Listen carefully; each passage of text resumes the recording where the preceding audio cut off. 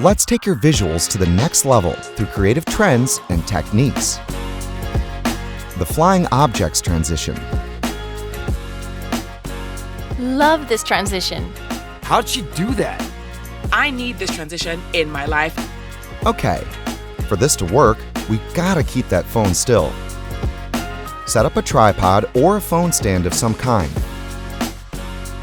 Get your materials ready and record your first video by throwing objects towards the camera, just like these pedals. Be sure to cover as much of the screen as possible to really make it work. After you've nailed the first part of your video, start the second video by throwing the same object close to your camera, in exactly the same way you did the first time. Again, cover as much of the screen as possible while throwing objects. This is awesome. Can I edit all of this on TikTok? Of course. Head to the TikTok tools and find Adjust Clips. This is where the magic happens. Trim the video so the last frame of A is as similar as possible to the first frame of B. Bravo. Love the transition. Hashtag flower power. Can't wait to try this myself. That's the spirit. You'll be mastering this in no time.